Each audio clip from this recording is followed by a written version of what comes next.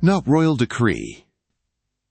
After squatting under the dishware counter for 2 hours, Bob Granger felt his legs go numb. He shifted slightly, hoping to change position without drawing attention, but a heavy golf club slid from his knees and clattered to the floor. "Shh," Janice whispered, gripping her iron baton tightly.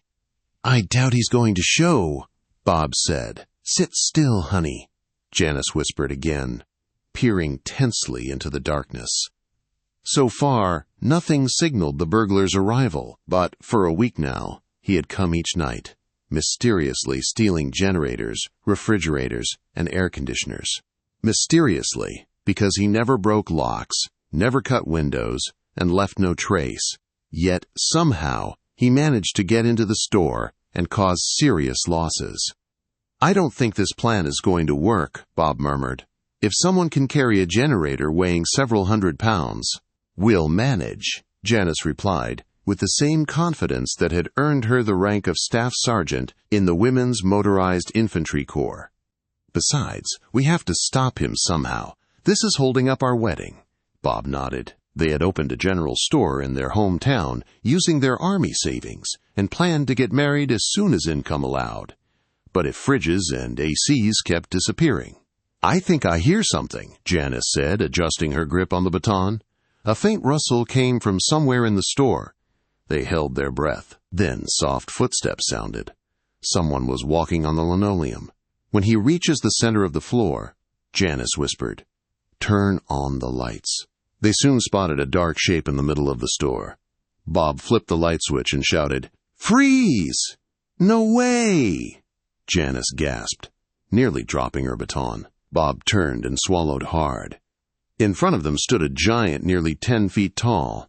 Tiny horns protruded from his forehead, and little wings flapped behind his back. He wore rough Indian-made cotton trousers and a white athletic sweater with red letters on the chest.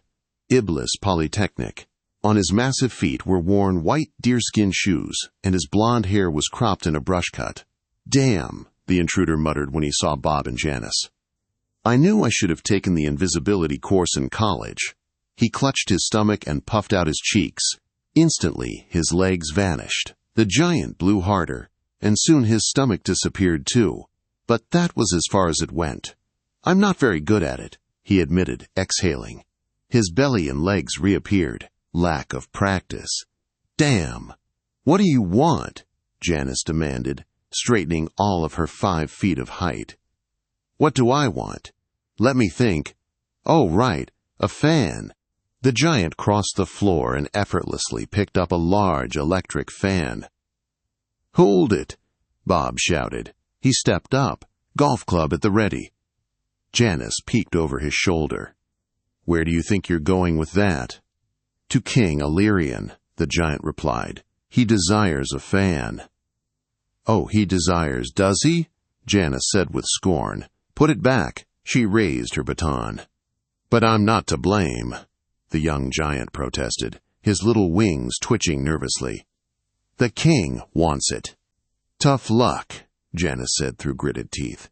Her time in the army, fixing Jeep engines, had kept her in excellent shape despite her height. She swung the baton at the giant's head. Her light blonde hair flew in disarray. "Yow!" Janice exclaimed. The baton bounced off the creature's skull, nearly knocking her backward. At the same moment, Bob swung the golf club, aiming for the giant's ribs. It passed right through him and clattered to the floor. "Physical force doesn't affect a pharaoh," the giant explained apologetically. "A what?" Bob asked. "A pharaoh. We're cousins to the jinn and maternally related to the devas."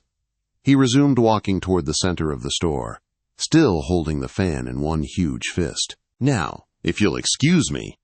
"A demon?" Janice gasped, her mouth open in astonishment. Her parents had forbidden ghost stories when she was little, and she'd grown into a staunch realist. She could fix any machine. That was her contribution to the business. Anything remotely fanciful she left to Bob. Bob, raised on generous helpings of Burroughs and *The Wizard of Oz, was more open-minded. "You mean you're from asterisk 1001 Nights?" he asked. "Heavens no," the Pharaoh said with a grimace. "Arabian jinn are just my cousins.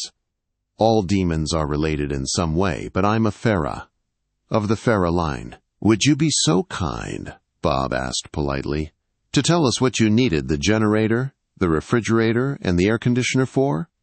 "Gladly," the Pharaoh said, setting the fan down.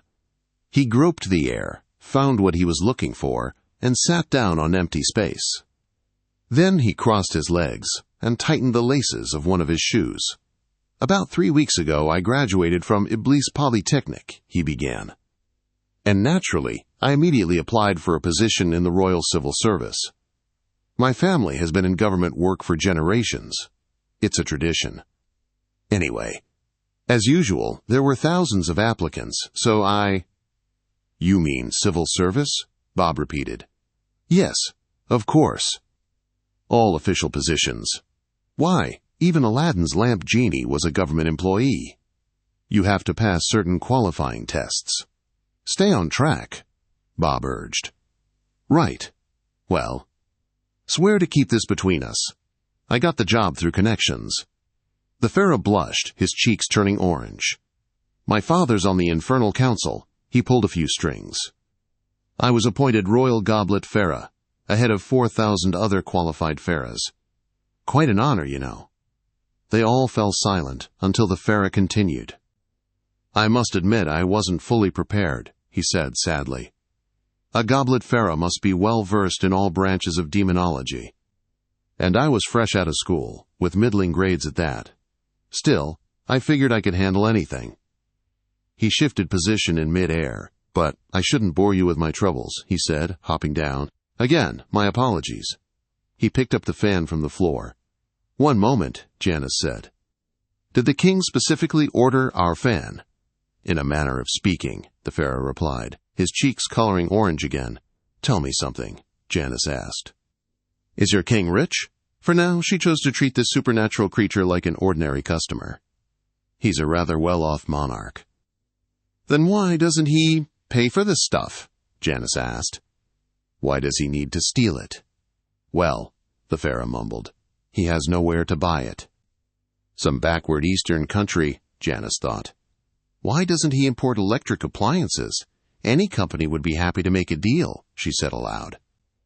"It's all terribly inconvenient," the Pharaoh evaded, rubbing one shoe against the other. "Too bad I can't turn invisible." "Spill it," Bob demanded. "If you must know," the Pharaoh grumbled, "King Illyrian lives in what you call the year 2000 BC. "Then how could you?" "Wait, I'll explain," the young Pharaoh interrupted, annoyed. He wiped his sweaty hands on his white sweater. "As I said, I was appointed Goblet Pharaoh to the king. Naturally, I expected him to ask for precious gems or beautiful women, both easy to procure. That kind of conjuration is part of the first semester curriculum, but he had plenty of gems already, and as for wives, more than he knew what to do with. Instead, he ordered me to— Can you imagine?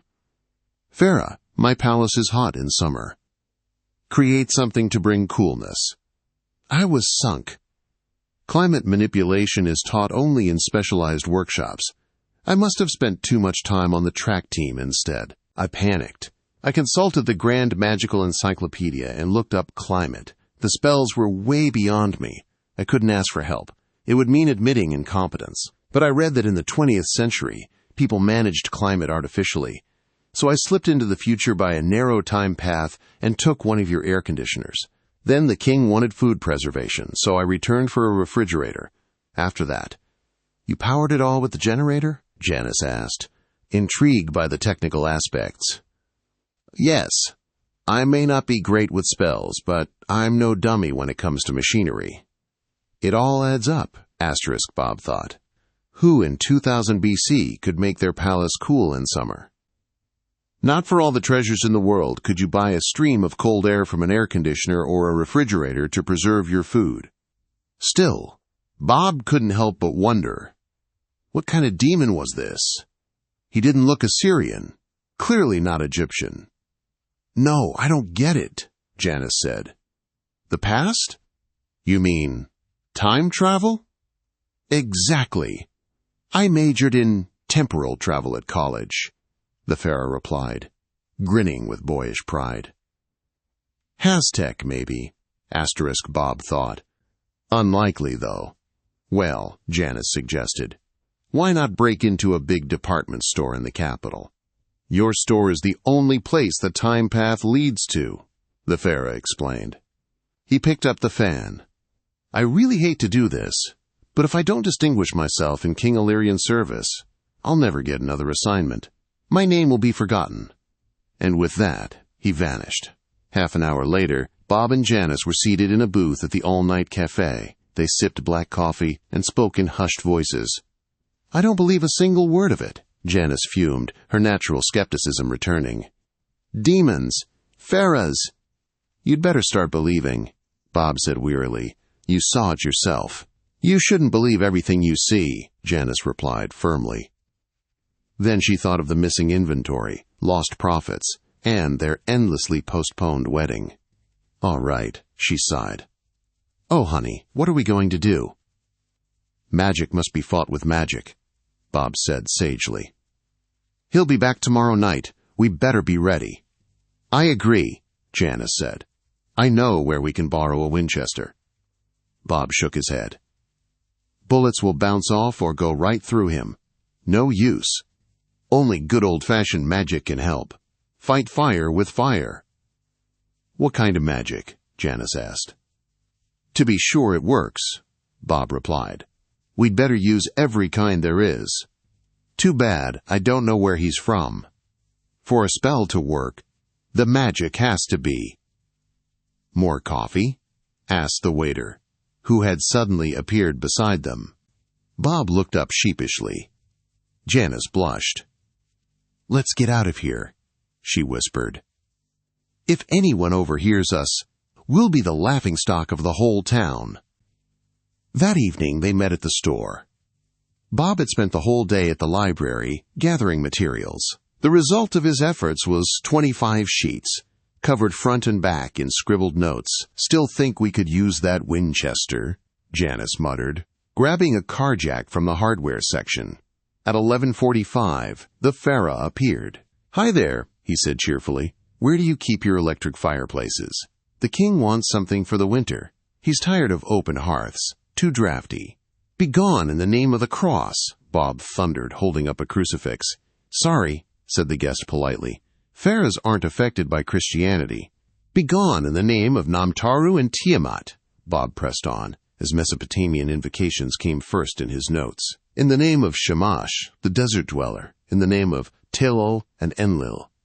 Ah, there they go, the Pharaoh muttered. Why do I always get into trouble? Is that an electric model, not gas? Fireplace looks slightly used.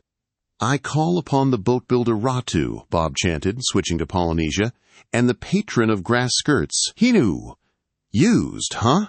Janice snapped, her business instincts flaring. It has a 1-year guarantee, no exceptions. I summon the heavenly wolf, Bob moved to China. The wolf who guards the gates of the supreme god Shangdi. I call upon the thunder god Li Kun. Wait, this is an infrared oven, isn't it? The Pharaoh said casually. That's just what I need. And a bathtub, too. You have bathtubs? Baal, Bure, Phorcys, Marchocius, Astarte. Bathtubs are over here, right? The Pharaoh asked Janice, and she nodded involuntarily. I'll take the biggest one. The king's a pretty large man. Unicorn, Thetis, Asmodeus, Incubus, Bob concluded. The Pharaoh glanced at him with mild admiration. Bob furiously invoked the Persian light god Ormuzd, then the Ammonite deity Moloch, and the Philistine god Dagon. I don't think I can carry much more, the Pharaoh muttered to himself, lifting the bathtub, oven, and fireplace. Why not? Bob gasped, exhausted and drenched in sweat.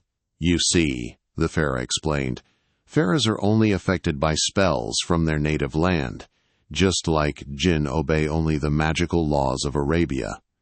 Also, you don't know my name. You won't get far trying to banish a demon whose name you don't know. So where are you from? Bob asked, wiping his forehead. "Ah, no," said the Pharaoh quickly. "If you know my homeland, you might find the right spell against me. And I've got enough trouble already." "Listen," Janus interjected. "If your king is so rich, why doesn't he pay us?" "The king never pays for anything he can get for free," the Pharaoh replied. "That's how he stays rich." Bob and Janus glared at him, realizing that their wedding was slipping further away. "See you tomorrow night." With a friendly wave, the Pharaoh vanished. "Well, how about that?" Janus said after the Pharaoh vanished. "Now what? Got any more brilliant ideas?" "Not a one," Bob replied, sinking heavily onto a couch. "Maybe more magic?" Janus asked with a touch of sarcasm. "No good," Bob said flatly. "I didn't find the word cool, Naranuda, Sarah, or King Illyrian asterisk in any encyclopedia. He must be from some tiny forgotten principality, maybe in India. Lucky us," Janus muttered, dropping the irony. "So what's next? I bet tomorrow he'll want a vacuum cleaner. After that, a tape recorder." She closed her eyes and concentrated. "He's really busting his hump trying to make a name for himself," Bob noted. "I think I've got it," Janus said suddenly, opening her eyes. "What is it?" "Our store and our wedding come first, right?" "Right," Bob agreed. "All right then. I may not be any good with spells," Janus said, rolling up her sleeves, "but I too know tech. Let's get to work." The next night, the Pharaoh arrived at 11:15. He was wearing the same white sweater, but had swapped his deerskin shoes for reddish-brown moccasins. "The king is more impatient than ever," he said. "His new wife is driving him crazy. Her clothes only last through one wash. Slaves are pounding them on rocks." "I understand," Bob replied sympathetically. "Help yourself. Don't be shy," Janus offered. "That's very kind of you," the Pharaoh said gratefully. "I do appreciate it." He picked out a washing machine. "The queen is waiting." And he disappeared. Bob offered Janus a cigarette. They sat on the couch and waited. Half an hour later, the Pharaoh returned. "What did you do?" he demanded. "What do you mean?" Janus asked innocently. "The washing machine. As soon as the queen turned it on, it belched out a cloud of foul-smelling smoke. Then there was this weird noise, and it stopped. In our business," Janus said, blowing a smoke ring, "we call that a asterisk trick unit." "A trick unit?" "A trick unit? A trickstricmulusmois, a asterisk surprise model, a little quirky sort, just like everything else in our store." "You can't do that," the Pharaoh exclaimed. "It's dishonest." "You're so talented," Janus said acidly. "Fix it."